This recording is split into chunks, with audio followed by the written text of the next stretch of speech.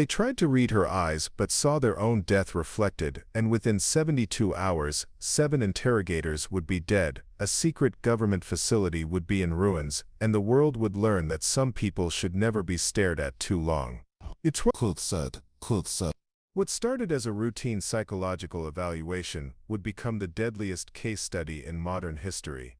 Before we jump back in, tell us where you're tuning in from, and if this story touches you, make sure you're subscribed, because tomorrow I've saved something extra special for you. Dr. Rebecca Thorne sat motionless in the sterile white room, her hands folded calmly in her lap, her breathing steady and controlled. To the team of military psychologists watching through the one-way mirror, she appeared to be just another subject in their ongoing research into enhanced human capabilities. They had no idea that the 26-year-old woman before them possessed an ability that defied every known law of science and psychology. The Blackridge Research Facility had been established in 1987 as a joint venture between the Department of Defense and the Central Intelligence Agency. Hidden beneath a seemingly ordinary office complex in rural Virginia, the underground laboratories had hosted thousands of experiments designed to unlock the potential of the human mind.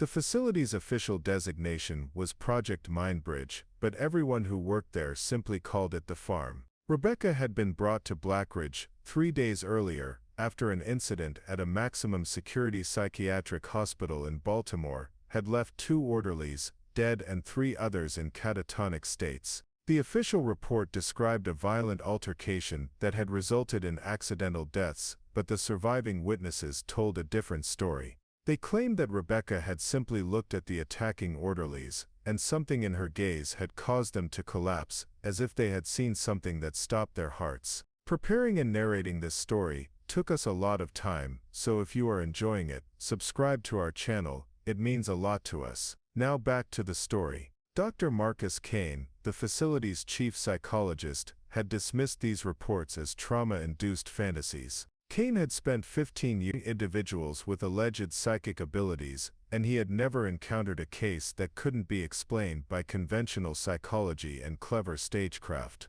He was convinced that Rebecca was either a skilled manipulator or a delusional patient who had been lucky enough to benefit from coincidental timing. Colonel Sarah Mitchell, the facility's military commander, was less skeptical. Mitchell had seen enough classified reports about unexplained phenomena to know that the government took certain capabilities very seriously regardless of whether they could be scientifically verified. She had authorized Rebecca's transfer to Blackridge specifically because the incident in Baltimore matched patterns that had been observed in other classified cases. The initial psychological profile painted Rebecca as a highly intelligent but potentially dangerous individual. She had been raised in foster care after her parents died in a car accident when she was 7 years old. Her childhood had been marked by a series of unexplained incidents involving the sudden deaths or serious injuries of people who had threatened or abused her.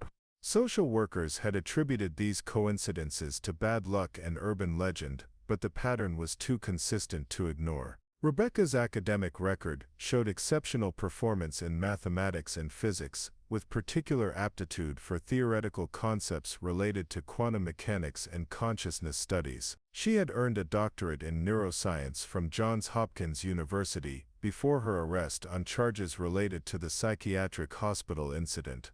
Her dissertation had focused on the relationship between conscious observation and physical reality, a topic that had made some of her professors uncomfortable. The research team assigned to Rebecca's case included Dr. Kane, military psychiatrist Major Lisa Park, CIA behavioral analyst Dr. Michael Torres, and neuroscientist Dr. Jennifer Walsh. Each specialist brought different expertise to the evaluation, but they all shared the same fundamental assumption that Rebecca's alleged abilities were either fraudulent or misunderstood psychological phenomena. The first session was scheduled to begin with standard psychological testing designed to establish baseline measurements of Rebecca's cognitive abilities and emotional responses. Dr. Kane planned to use established techniques for detecting deception and manipulation, while the other team members would observe and record her reactions to various stimuli.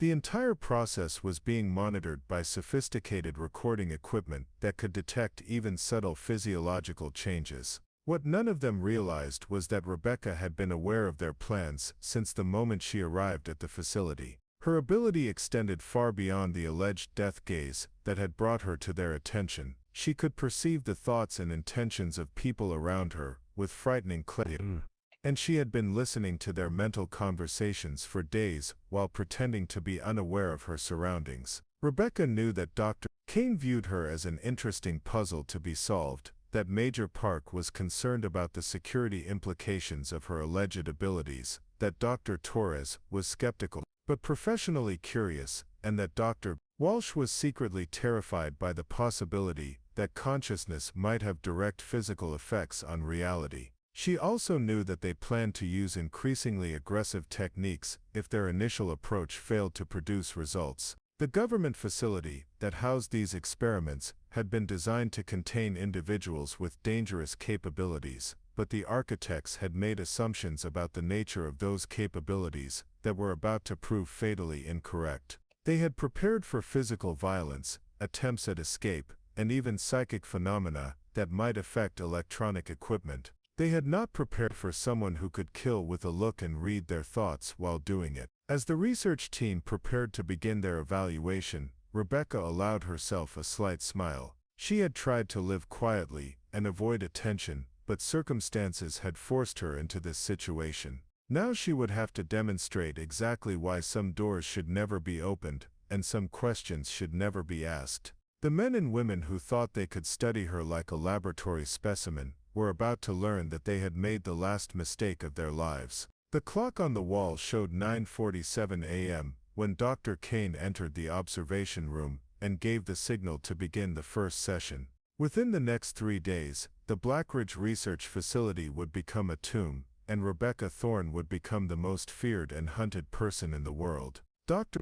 Marcus Kane entered the interrogation room with the confidence of a man who had spent his career unraveling the mysteries of the human mind. He carried himself with the assured posture of someone who believed that all human behavior could be understood, categorized, and ultimately controlled through the proper application of psychological techniques. His briefcase contained meticulously prepared assessment materials, recording devices, and chemical compounds that could be used to induce various mental states if conventional methods proved insufficient. Rebecca remained motionless as Kane settled into the chair across from her, his movements deliberate and calculated to project authority and control. The room had been designed to create psychological pressure through its stark white walls, harsh fluorescent lighting, and complete absence of comfort or familiarity. Kane had used similar environments to break down the psychological defenses of foreign agents, terrorist suspects, and individuals with classified information.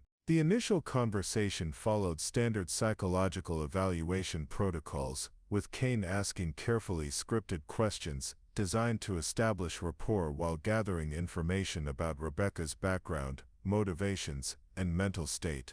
His tone was professional but carried an undertone of superiority that suggested he viewed Rebecca as an interesting but ultimately manageable subject for his research. Rebecca answered each question with calm precision, providing exactly the information that Kane expected to hear while revealing nothing about her true capabilities or intentions. She spoke about her childhood in foster care, her academic achievements, and the incident at the psychiatric hospital in measured tones that gave no indication of the storm building behind her apparently innocent gaze. From the observation room, Major Park watched the interaction through cameras that captured every micro-expression and gesture.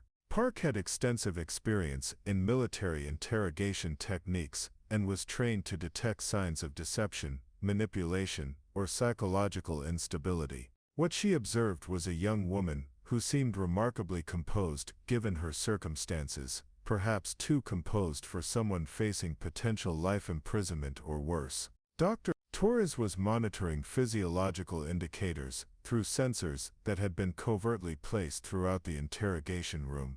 Rebecca's heart rate, breathing pattern, and skin conductivity all remained within normal ranges, showing none of the stress responses that would be expected from someone under intensive psychological pressure.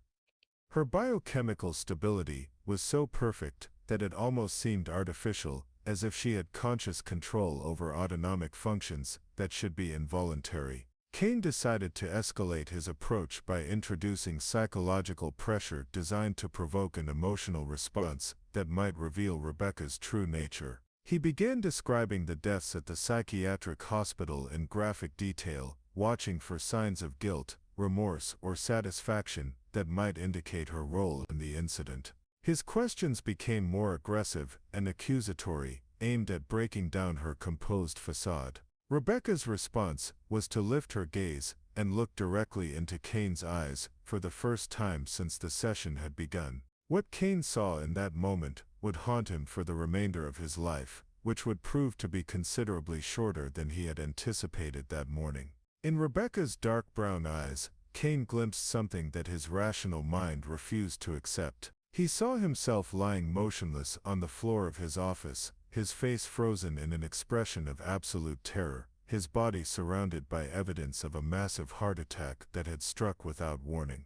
The vision was so vivid and detailed that Kane could see the specific files scattered around his corpse and the exact position of his body relative to the furniture. The psychological impact of this vision was immediate and devastating.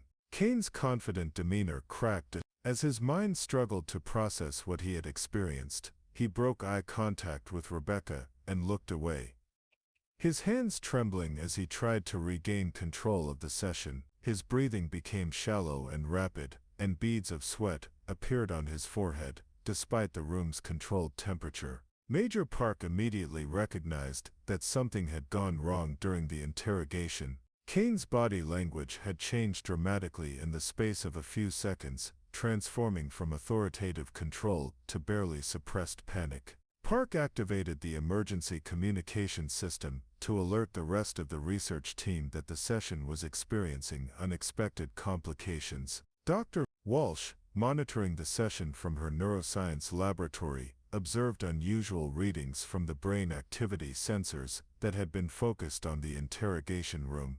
The electromagnetic patterns showed spikes and fluctuations that didn't correspond to any known neurological phenomena.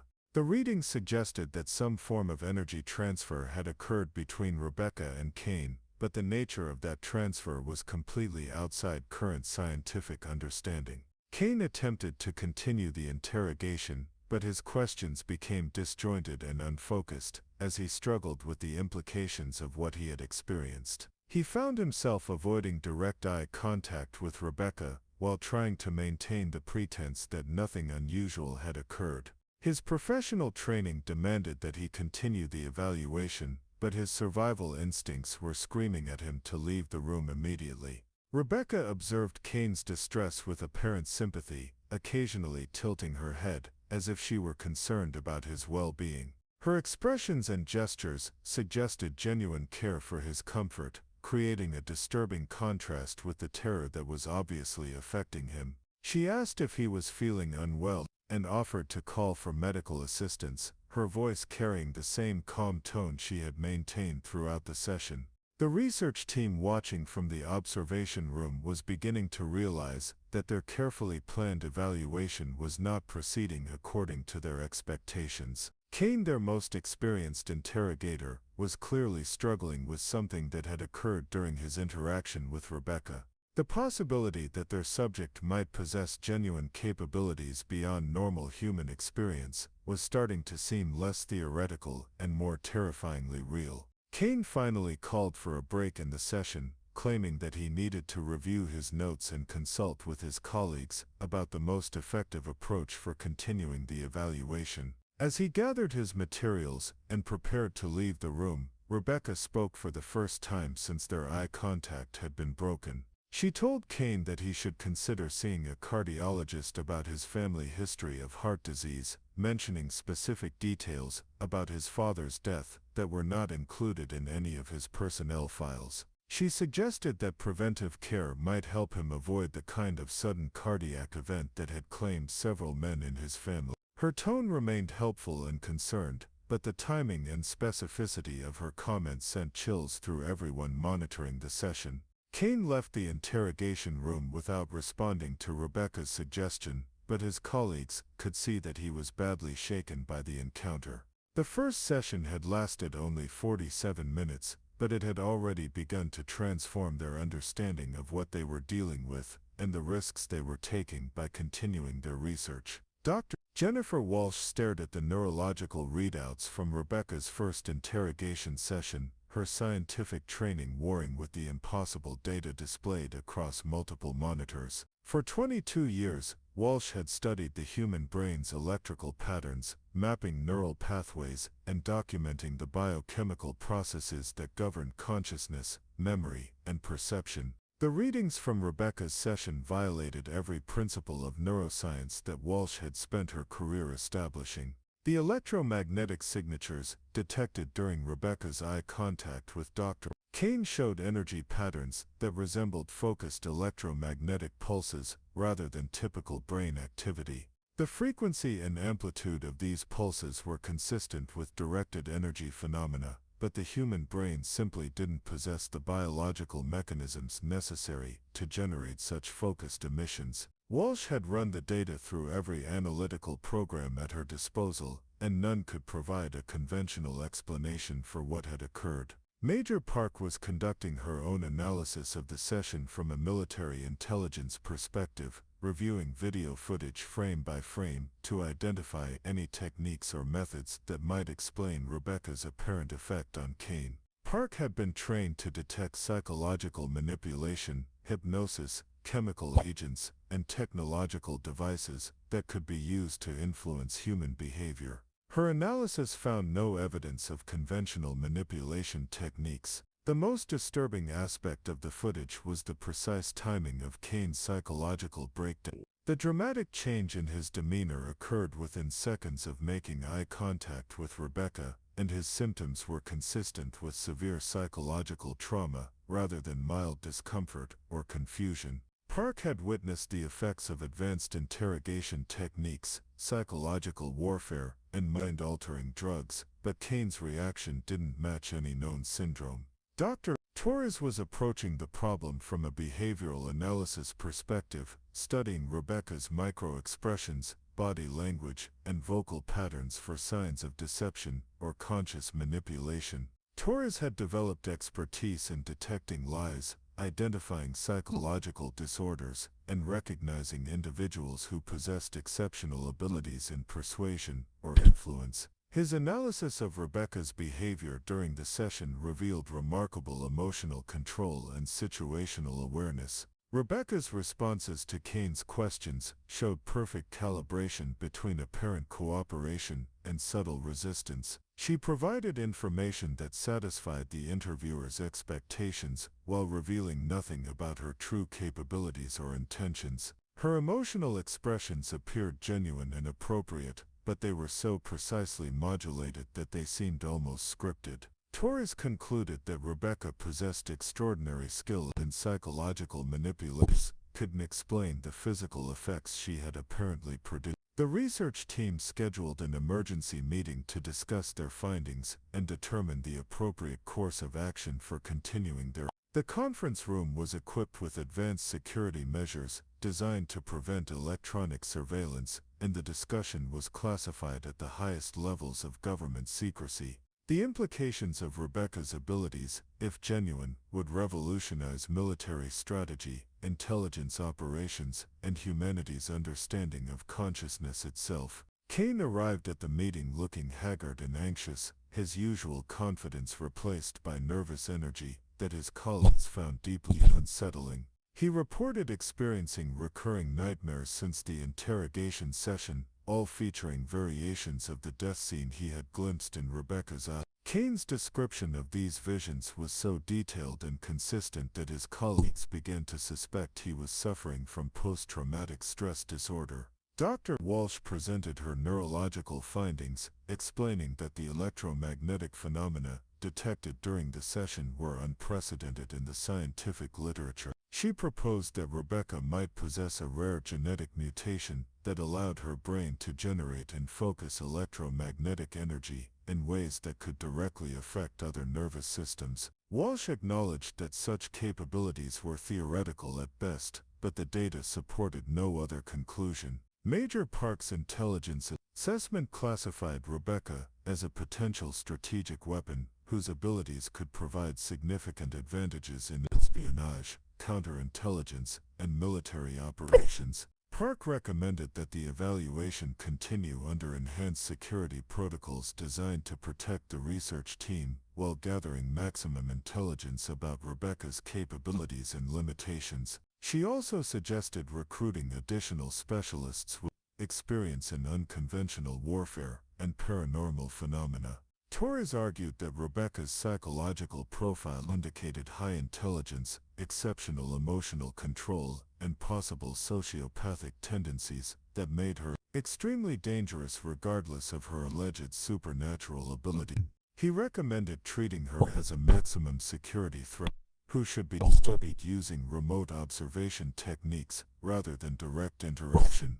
Torres believed that continued close contact with Rebecca posed unacceptable risks to the research team's safety and mental health. The debate among the research team revealed fundamental disagreements about the nature of Rebecca's abilities and the appropriate response to the evidence they had gathered. Kane insisted that his experience during the interrogations and Torres's use secure there might ekings and Torres's use parguns, betrarguns, ration, rather than supernatural phenomena. Colonel Mitchell, the facility's commander, listened to the scientific discussions with growing concern about the operational implications of their research. Mitchell had been briefed on classified projects involving individuals with alleged psychic abilities, and she knew that the government took such capabilities seriously regardless of their scientific validity. The potential military applications of Rebecca's abilities made her an extremely valuable asset, but also an extremely dangerous threat if she couldn't be controlled. The decision was made to continue the evaluation using enhanced safety protocols and additional monitoring. The next session would be conducted by Major Park, who had military training that might make her more resistant to psychological manipulation. Kane would observe from a secure location, while additional specialists were brought in to provide expert analysis. Rebecca remained in her cell throughout these discussions, apparently unaware of the scientific and strategic debates her case was generating. Security cameras showed her reading, sleeping, and conducting what appeared to be meditation exercises that kept her heart rate and brain activity at remarkably stable levels. She seemed completely comfortable with her confinement and showed no signs of stress or anxiety about her situation. What the security teams didn't realize was that Rebecca had been monitoring their thoughts and conversations since her arrival at the facility. Her abilities extended far beyond the death gaze that had brought her to their attention. She could perceive the mental activity of everyone within several hundred meters, giving her complete awareness of their plans, fears, and intentions. She knew exactly what they intended to do next, and she was prepared to demonstrate why their scientific curiosity would prove to be fatal.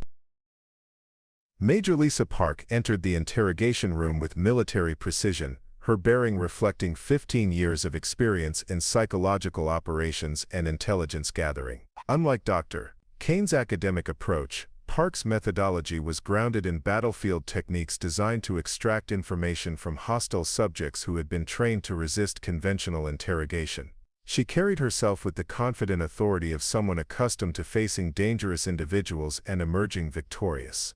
Park had requested modifications to the interrogation room that reflected her military background and security concerns. Additional monitoring equipment had been installed to detect electromagnetic emissions, chemical agents, and any other phenomena that might explain Rebecca's apparent abilities.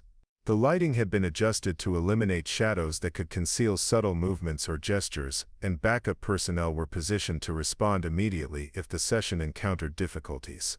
Rebecca observed these preparations with apparent interest, occasionally asking polite questions about the equipment and expressing curiosity about the military protocols being implemented. Her demeanor remained calm and cooperative, showing no signs of concern about the enhanced security measures or the obviously more aggressive approach that Park represented. She seemed genuinely pleased to have a new person to talk with after days of isolation. Park began the session with direct questions about Rebecca's background and the specific incidents that had led to her current situation.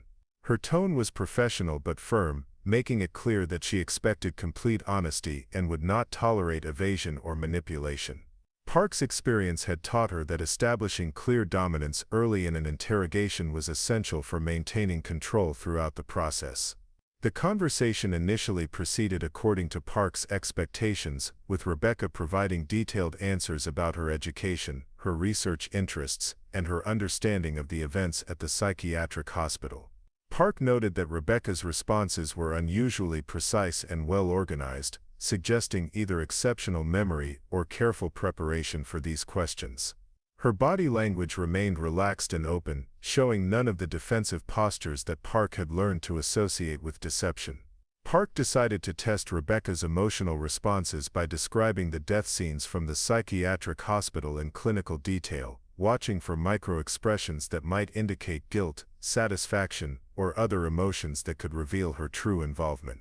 The technique had been effective with other subjects, often provoking reactions that provided valuable intelligence about their psychological state and motivations. Rebecca listened to these descriptions with apparent sadness, occasionally closing her eyes as if the details were painful for her to hear. She expressed genuine regret about the deaths and claimed that she would do anything to prevent similar tragedies in the future. Her emotional responses appeared authentic and appropriate, but Park's training made her suspicious of anyone who seemed too perfectly calibrated in their reactions. The breakthrough moment came when Park directly accused Rebecca of deliberately causing the deaths through some form of psychological manipulation or concealed weapon. Park's accusations were delivered with aggressive intensity designed to provoke an authentic emotional response that would reveal Rebecca's true nature. The technique had broken down the defenses of trained operatives and hardened criminals in previous interrogations. Rebecca's response was to meet Park's aggressive stare with direct eye contact, her expression shifting from sadness to something that Park's mind initially interpreted as mild curiosity. For several seconds the two women stared at each other across the interrogation table, Park projecting military authority while Rebecca maintained an almost childlike expression of interest and concern.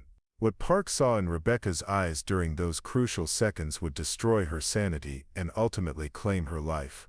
Unlike Kane's vision of his own death, Park experienced something far more complex and terrifying. She saw herself not just dying, but experiencing the complete breakdown of everything she had believed about reality, military service, and her own identity. In the vision, Park watched herself discovering that her entire military career had been built on lies and manipulation, that the operations she had participated in had caused immense suffering for innocent people, and that her government had used her as an unwitting weapon against targets who posed no real threat to national security. She saw herself confronting the truth about classified operations that had resulted in the deaths of thousands of civilians, including children. The psychological impact of these revelations, compressed into a few seconds of direct perception, shattered Park's mental defenses more completely than any torture or interrogation technique could have achieved. Her military training had prepared her to endure physical pain, psychological pressure, and even the threat of death, but it had not prepared her to confront the possibility that her entire life had been dedicated to serving evil purposes. Park broke eye contact and staggered backward from the table, her confident military being replaced by the trembling confusion of someone whose fundamental beliefs about reality had been destroyed. She tried to speak but could only produce incoherent sounds as her mind struggled to process what she had experienced. Her hands shook as she attempted to activate the emergency communication system, but her motor functions were too compromised to operate the equipment. The research team observing from the secure room recognized immediately that Park was experiencing a severe psychological crisis, similar to Kane's breakdown, but far more intense and debilitating. The Dr. Torres activated emergency medical protocols while Dr. Walsh monitored the neurological readings that showed unprecedented patterns of brain activity consistent with severe trauma or psychotic break.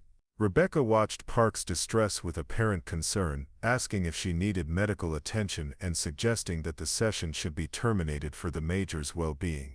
Her tone remained gentle and caring, as if she were genuinely worried about Park's health rather than being the apparent cause of her psychological collapse. She offered to call for help and asked if there was anything she could do to make Park more comfortable. Park managed to activate the emergency signal before collapsing to the floor in a fetal position, her body convulsing as her nervous system struggled to cope with the psychological trauma she had experienced. Medical personnel rushed into the interrogation room to provide emergency care, but Park's condition continued to deteriorate despite their efforts to stabilize her vital signs. Dr. Walsh's analysis of the neurological data showed that Park's brain was experiencing patterns of activity consistent with massive psychological trauma, but the specific mechanism that had caused these changes remained completely mysterious. The electromagnetic readings during Park's eye contact with Rebecca had been even more intense than those recorded during Kane's session, suggesting that Rebecca's abilities were becoming stronger or more focused with each use.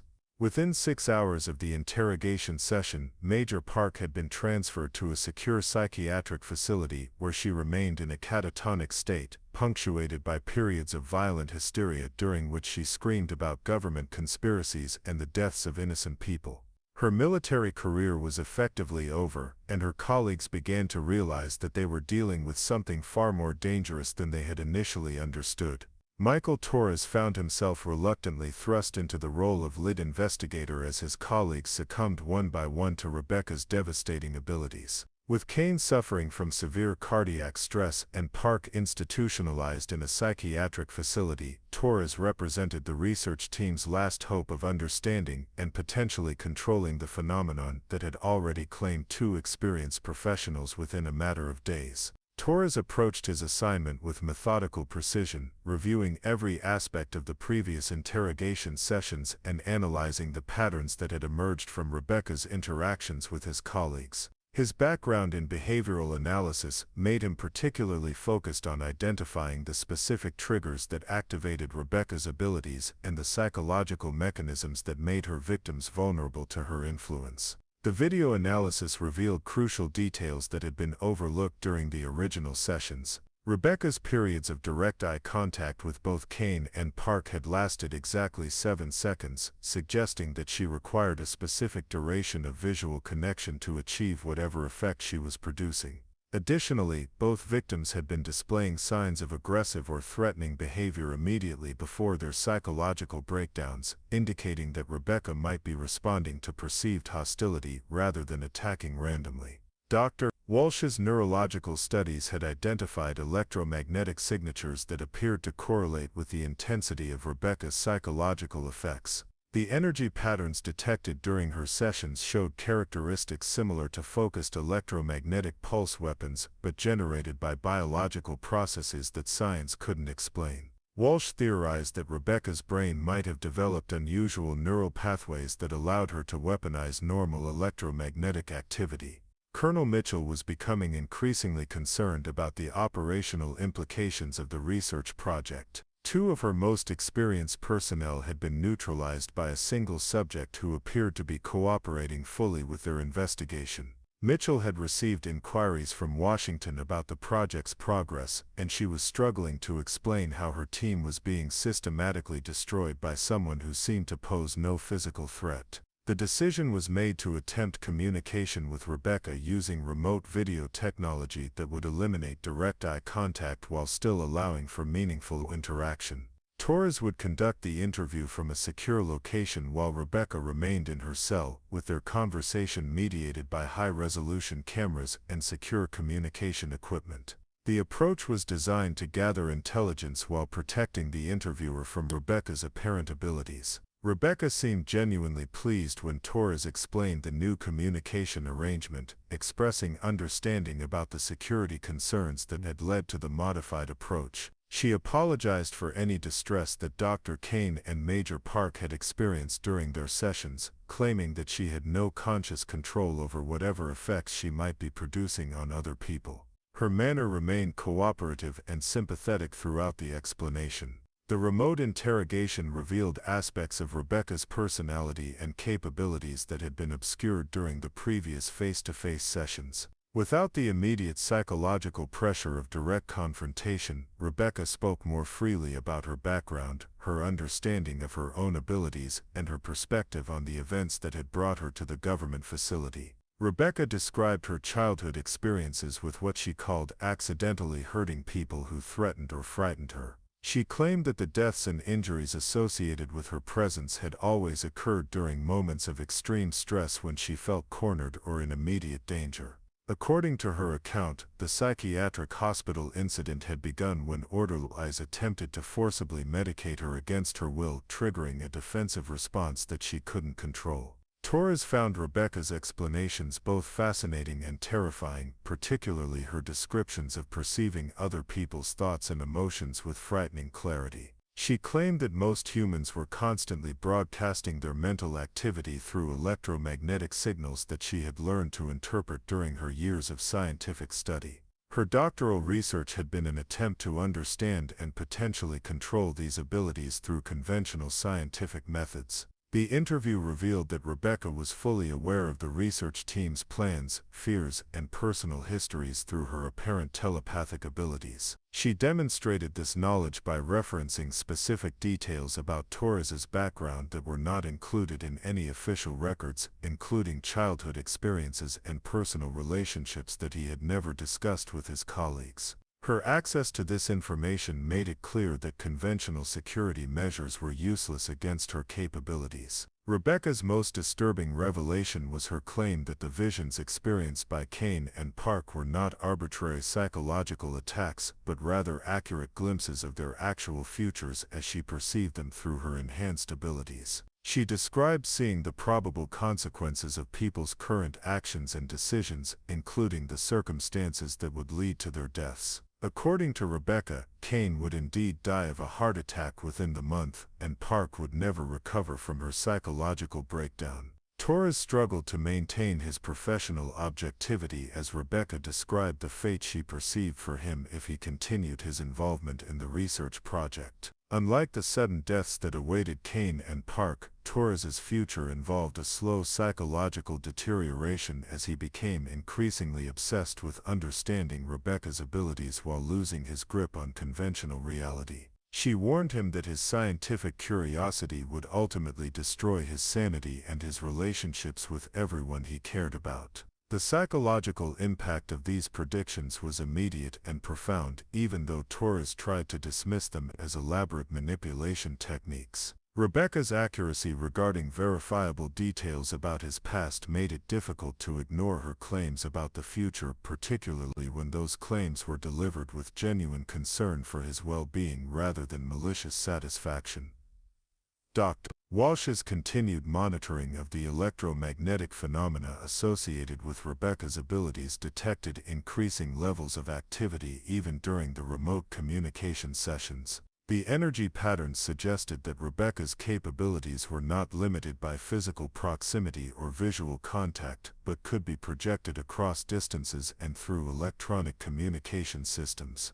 This discovery made it clear that no conventional security measures could provide complete protection from her influence. As the remote interrogation continued, Torres began experiencing psychological symptoms similar to those that had affected his colleagues. He found himself questioning fundamental assumptions about reality, consciousness, and the nature of human perception. His sleep was disturbed by vivid dreams featuring scenarios that Rebecca had described, and he began to wonder whether his thoughts were truly private or were being monitored and influenced by her telepathic abilities. The research project was beginning to consume Torres's entire existence as he became increasingly obsessed with understanding Rebecca's capabilities and their implications for human consciousness. His colleagues and family members noticed dramatic changes in his behavior and personality, but Torres was too absorbed in his work to recognize the warning signs that Rebecca had predicted would mark the beginning of his psychological decline. Dr. Jennifer Walsh worked through the night in her neuroscience laboratory, surrounded by complex equipment and computer screens displaying brain activity patterns that challenged everything she thought she knew about human consciousness. The electromagnetic signatures from Rebecca's abilities had grown stronger with each interrogation session, and Walsh was beginning to suspect that they were witnessing the emergence of a new form of human evolution rather than a psychological abnormality. The energy patterns generated by Rebecca's brain showed characteristics that Walsh had only seen in theoretical physics research related to quantum consciousness and the relationship between observation and reality. The frequencies and amplitudes suggested that Rebecca might be manipulating quantum fields in ways that allowed her to directly influence the neural activity of other people. Walsh's scientific training told her that such capabilities were impossible, but the data provided overwhelming evidence to the contrary. Colonel Mitchell called an emergency meeting with the remaining research team to discuss the deteriorating situation and determine whether the project should be continued or terminated. Kane was hospitalized with cardiac problems that his doctors couldn't explain. Park remained in psychiatric care, and Torres was showing signs of severe psychological stress that threatened his ability to function as a researcher. The project was destroying her team faster than they could gather useful intelligence. The meeting took place in a secure conference room that had been specially shielded against electromagnetic interference and equipped with the most advanced monitoring equipment available to the military. Mitchell wanted to ensure that Rebecca's abilities couldn't affect their discussion or influence their decision-making process, but she was beginning to suspect that conventional security measures might be inadequate against someone with Rebecca's apparent capabilities. Dr. Walsh presented her latest findings, explaining that Rebecca's brain activity showed patterns consistent with quantum entanglement phenomena that could theoretically allow her to access information and influence events across vast distances. The implications were staggering, suggesting that consciousness itself might be a quantum phenomenon that Rebecca had learned to manipulate through unknown biological mechanisms. Torres reported his psychological analysis of Rebecca's behavior, describing her apparent genuine concern for the research team's well-being and her repeated warnings about the dangers of continuing their investigation. Rebecca had consistently claimed that she didn't want to hurt anyone and that the psychological effects experienced by Kane and Park were defensive responses to perceived threats rather than deliberate attacks. The most disturbing aspect of Torres's report was his growing conviction that Rebecca's predictions about their futures were accurate.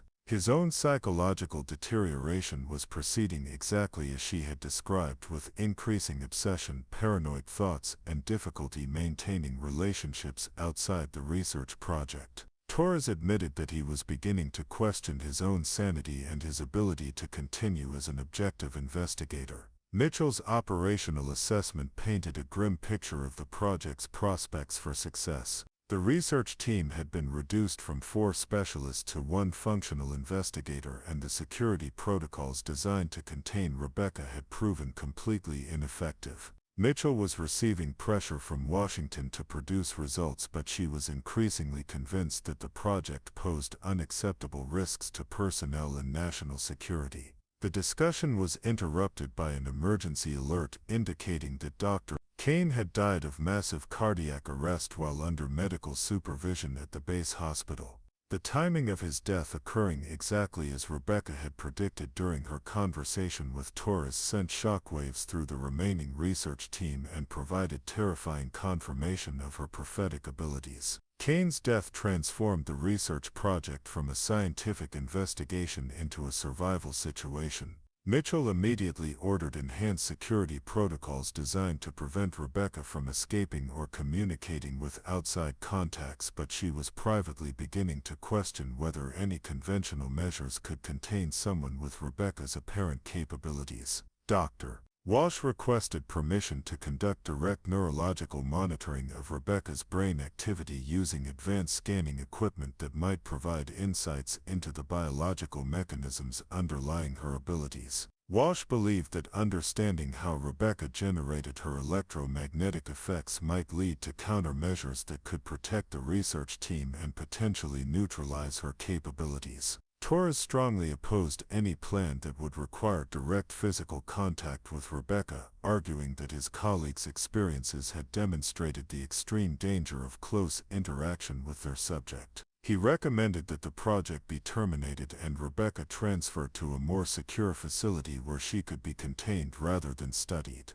Torres was clearly struggling with his own psychological deterioration and feared that continued exposure would complete his mental breakdown. The debate among the surviving team members revealed fundamental disagreements about the nature of Rebecca's abilities and the appropriate response to the threat she represented. Walsh remained focused on the scientific opportunity to study unprecedented neurological phenomena, while Torres was primarily concerned with survival and damage control. Mitchell had to balance these perspectives with operational requirements and political pressure from her superiors. Rebecca remained in her cell throughout these discussions, apparently engaged in meditation exercises that kept her vital signs at remarkably stable levels. Security cameras showed her reading scientific journals and taking notes on paper provided by the facility, but guards reported that she never asked questions or made requests beyond basic necessities. Her behavior suggested complete comfort with her situation and confidence about the ultimate outcome of the research project. What the research team didn't realize was that Rebecca had been monitoring their thoughts and conversations throughout their deliberations. Her telepathic abilities allowed her to perceive their fears, plans, and personal vulnerabilities with perfect clarity, giving her complete strategic advantage over people who believed they were conducting secret discussions in secure facilities. Rebecca's analysis of the team's psychological states revealed that Walsh was driven by scientific curiosity that made her willing to accept extraordinary risks for the chance to understand unprecedented phenomena. Torres was increasingly paranoid and unstable, making him unpredictable but also potentially useful for creating confusion among her captors. Mitchell was primarily motivated by Dr. Michael Torres found himself alone in his office at 3:47 a.m., surrounded by case files and research documents that seemed to mock his attempts to understand Rebecca Thorne through conventional scientific methods. The death of Dr. Kane 12 hours earlier had shattered whatever remained of the team's confidence in their ability to study their subject safely, and Torres was struggling with the growing realization that he might be the next to die. The psychological deterioration that Rebecca had predicted was accelerating beyond Torres's ability to control or conceal. He found himself unable to sleep, haunted by vivid dreams in which Rebecca's voice whispered details about his future that were too specific and terrifying to dismiss as mere nightmares. His hands trembled as he reviewed video footage from the interrogation sessions, looking for clues that might explain how she had gained such complete psychological dominance over the research team. Torres had begun experiencing auditory hallucinations that sounded exactly like Rebecca's voice, providing commentary on his thoughts and actions.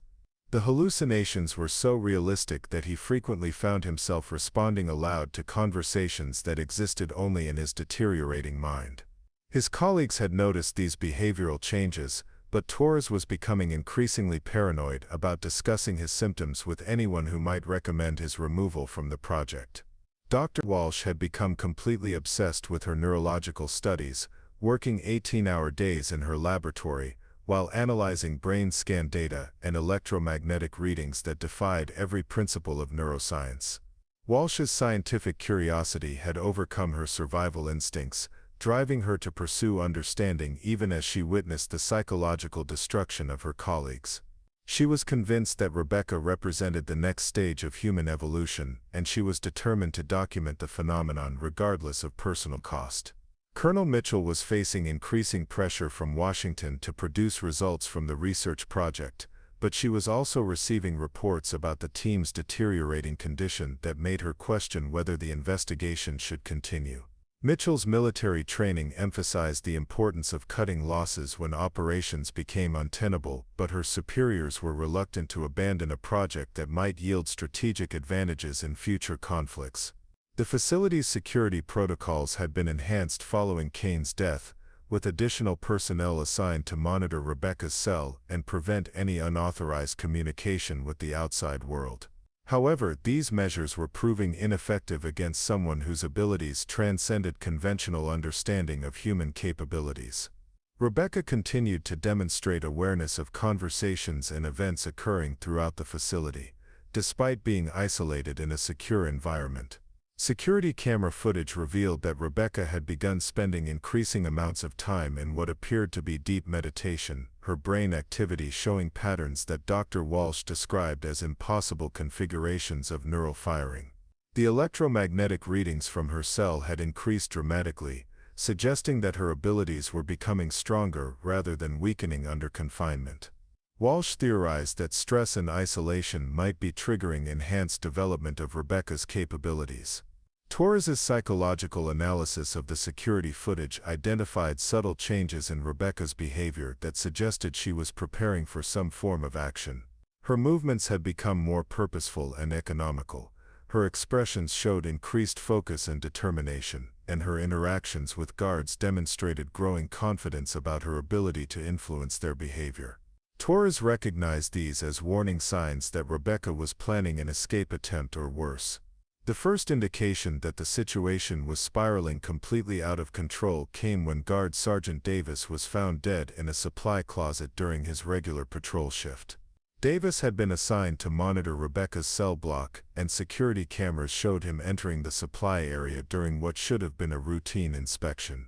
The cameras captured his entry but never recorded his exit, and his body was discovered 6 hours later by the next shift. Davis's death appeared to be the result of a massive stroke that had killed him instantly, but medical examination revealed none of the underlying conditions that typically cause such events in healthy 34-year-old men. The only unusual finding was severe electrical burns on his retinas, as if he had stared directly into an intense light source immediately before his death. The medical examiner couldn't explain how Davis had sustained these injuries while alone in a storage room. Dr. Walsh's analysis of electromagnetic activity during the time of Davis's death showed massive energy spikes emanating from Rebecca's cell, confirming that her abilities could affect people at considerable distances and through physical barriers. The readings suggested that Rebecca's capabilities were no longer limited to direct eye contact or close proximity, but could be projected throughout the facility with lethal effectiveness. Torres's investigation of the incident revealed that Davis had been assigned to install additional surveillance equipment in Rebecca's cell, work that would have required him to observe her directly through security monitors. Torres theorized that Rebecca had somehow reversed the flow of visual information, using the surveillance system itself as a weapon to attack Davis through the electronic connection between his monitoring station and her cell. The implications of this development were terrifying for the remaining research team and facility personnel. If Rebecca could kill through electronic surveillance systems, then no one monitoring her was safe from attack. The security measures designed to protect the staff from her influence had become conduits for her abilities, turning the facility's own technology into weapons that she could use against her captors. Colonel Mitchell ordered an immediate lockdown of the facility and began evacuation procedures for non-essential personnel. The research project had evolved from a scientific investigation into a containment crisis that threatened everyone in the facility. Mitchell contacted Washington to request specialized equipment and personnel trained in dealing with unconventional threats, but she was privately beginning to doubt that any earthly force could contain Rebecca's expanding capabilities. Rebecca remained in her cell throughout the crisis, showing no outward reaction to the chaos her abilities were creating among the facility's staff. Security cameras captured her reading, exercising, and conducting meditation sessions that seemed to increase the electromagnetic activity emanating from her location. Her behavior suggested complete calm and confidence, as if she were simply waiting for the appropriate moment to implement whatever plan she had been developing. Torres realized that the research team had made a fundamental error in their approach to studying Rebecca. They had assumed that her abilities were static phenomena that could be observed and analyzed using conventional scientific methods. Instead, they had encountered something that was actively evolving, learning from each interaction, and becoming more dangerous with every attempt to understand or control it. At 4:23 a.m., every electronic system in the Blackridge Research Facility simultaneously experienced catastrophic failure as Rebecca Thorne demonstrated the true extent of her evolved capabilities. Emergency lighting flickered and died, security cameras went dark, electronic locks disengaged throughout the complex, and communication systems emitted high-pitched squealing sounds before falling silent. The facility's backup generators strained to maintain basic life support while the main power grid collapsed under electromagnetic interference that defied every safety system designed to prevent such failures. Rebecca stood calmly in her cell as the steel door swung open, the electronic lock mechanism having been fried by the same energy pulse that had disabled the facility's other security systems. She stepped into the corridor with unhurried confidence, her movements deliberate and purposeful as she navigated through passages she had memorized during weeks of telepathic surveillance. The emergency lighting cast eerie shadows that seemed to bend around her as she moved through the underground complex. Colonel Mitchell was trapped in the command center when the power failure struck, surrounded by dead computer screens and silent communication equipment that left her unable to coordinate a response to the facility breach. Her military training kicked in as she activated manual emergency protocols, but she knew that conventional security measures would be useless against someone who could disable electronic systems with her thoughts and kill people by looking at them through surveillance cameras. Dr. Jennifer Walsh was working in her laboratory when the electromagnetic pulse struck, destroying months of research data and rendering her sophisticated monitoring equipment inoperative. Walsh watched in fascination as her instruments registered impossible energy readings in the seconds before they failed completely, providing her with final confirmation that Rebecca's abilities operated on principles that transcended current scientific understanding.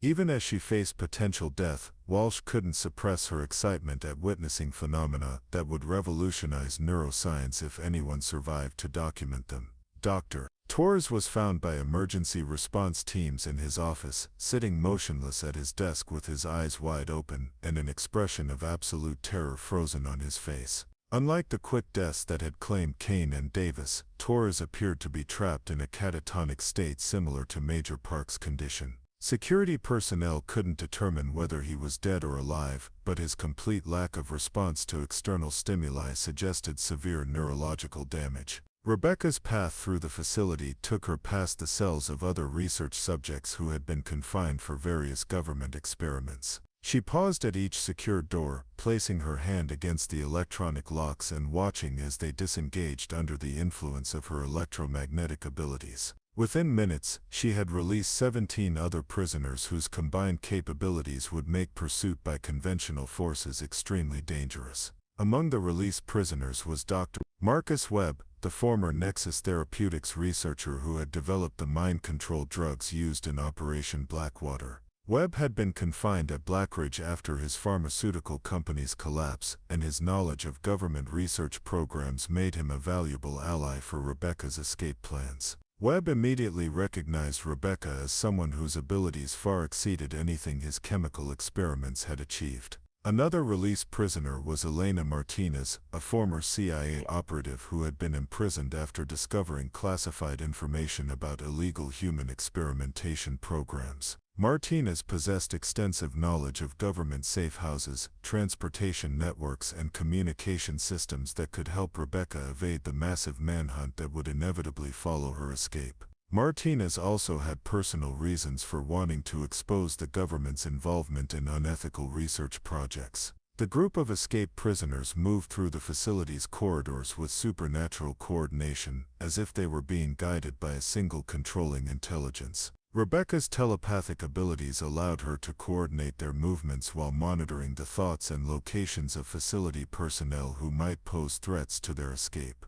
The other prisoners followed her lead without question, recognizing her as someone whose capabilities made resistance futile and cooperation essential for survival. Security guards throughout the facility found themselves experiencing severe headaches and disorientation whenever they attempted to pursue the escaping prisoners. Several guards collapsed with symptoms resembling severe migraines, while others reported visual hallucinations that made it impossible to distinguish between real threats and imaginary dangers. Rebecca's expanding abilities were creating a psychological field that affected anyone who tried to oppose her escape. The facility's emergency response protocols called for backup from local law enforcement and federal agencies, but the communication systems remained non-functional due to the electromagnetic pulse that had initiated the escape. Colonel Mitchell was forced to send personnel to manually request assistance from outside sources, but she knew that help would arrive too late to prevent Rebecca's escape from the underground complex. Rebecca's group reached the facility's vehicle maintenance area, where they discovered that the electromagnetic pulse had disabled most of the cars and trucks stored in the garage.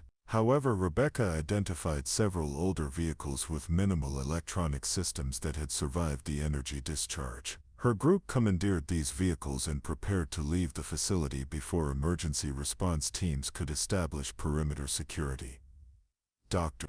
Walsh made a desperate attempt to confront Rebecca before she could escape, believing that direct communication might provide insights into the mechanisms underlying her abilities. Walsh approached Rebecca in the parking garage, asking scientific questions about quantum consciousness and electromagnetic manipulation, while ignoring the obvious danger of direct interaction with someone who had already killed 3 people. Rebecca looked directly at Dr. Walsh for exactly 7 seconds, providing the scientist with the complete understanding she had requested. Walsh experienced a vision of the true nature of consciousness as a quantum phenomenon that connected all living beings through electromagnetic fields that most people couldn't perceive or manipulate. The revelation was accompanied by the knowledge that Walsh's obsession with understanding these phenomena would lead to her transformation into something similar to Rebecca herself. Walsh collapsed to the concrete floor as her brain struggled to process information that human consciousness wasn't designed to comprehend.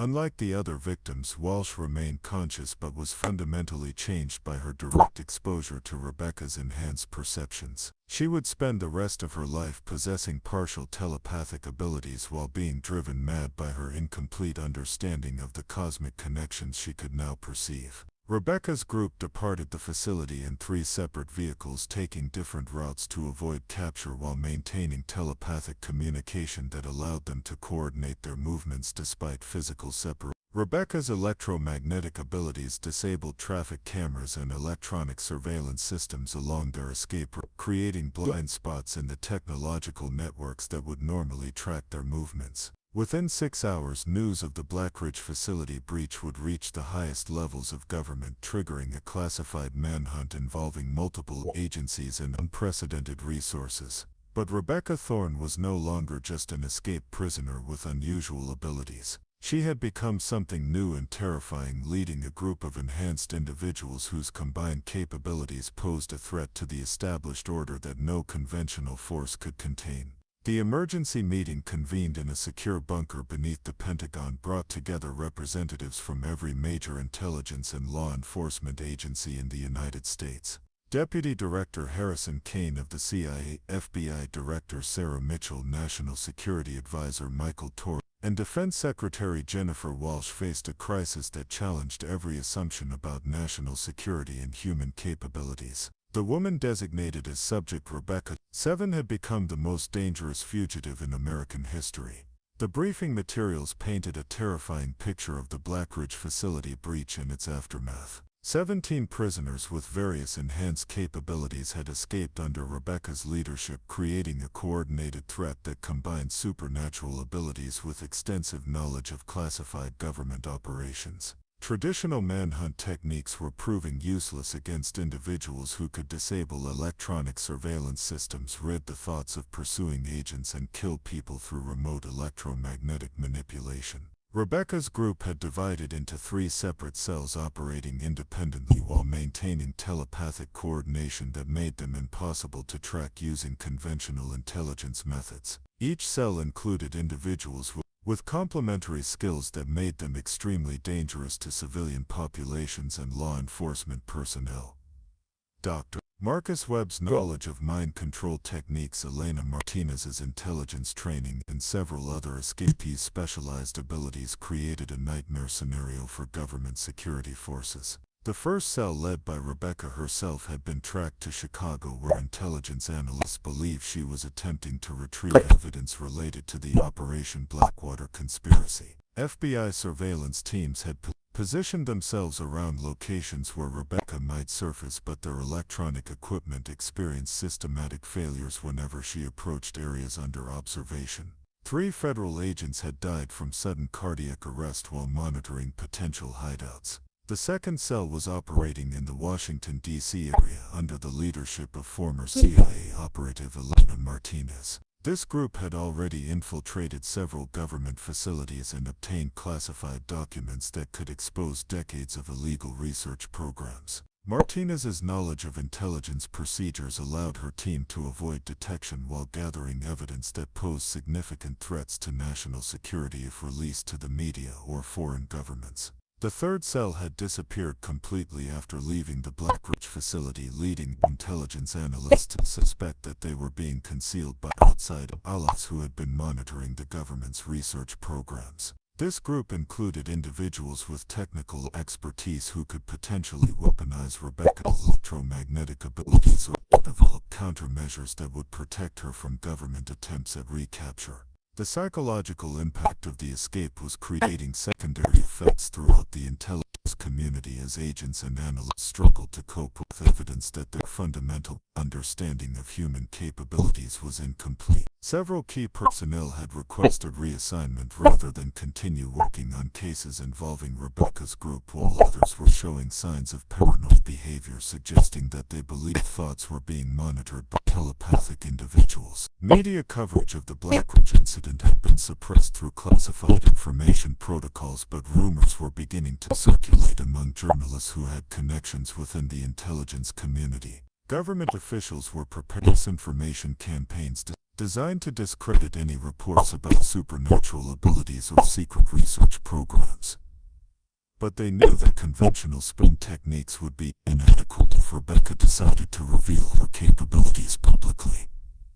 Dr. Jennifer Walsh, the sole surviving researcher from the original Blackridge team, had been transferred to a secure medical facility where she was being treated for severe psychological trauma and newly manifested telepathic abilities. Walsh's condition provided researchers with their only direct insight into the mechanisms underlying Rebecca's capabilities.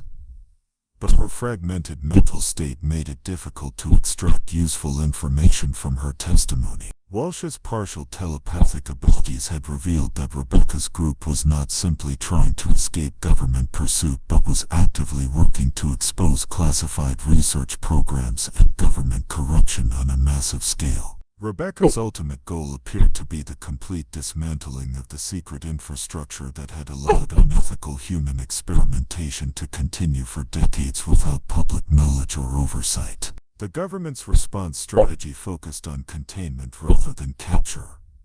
Recognizing that direct confrontation with Rebecca's group would likely result in significant casualties among law enforcement and military personnel, specialized units trained in dealing with unconventional threats were being deployed, but their effectiveness against individuals with electromagnetic manipulation abilities remained questionable. Intelligence analysts had identified several potential targets where Rebecca might attempt to gather additional evidence or allies for her campaign against government research programs. These locations included university laboratories, pharmaceutical companies, and former employees of classified projects who possessed knowledge that could support her agenda. Security was being enhanced at these sites, but officials acknowledged that conventional protection measures had proven inadequate against Rebecca's abilities. The international implications of the crisis were becoming increasingly serious as foreign intelligence services began requesting information about the American government's research into enhanced human capabilities. Several allied nations had reported unusual electromagnetic phenomena and unexplained deaths among their own intelligence personnel, suggesting that Rebecca's influence was spreading beyond American borders.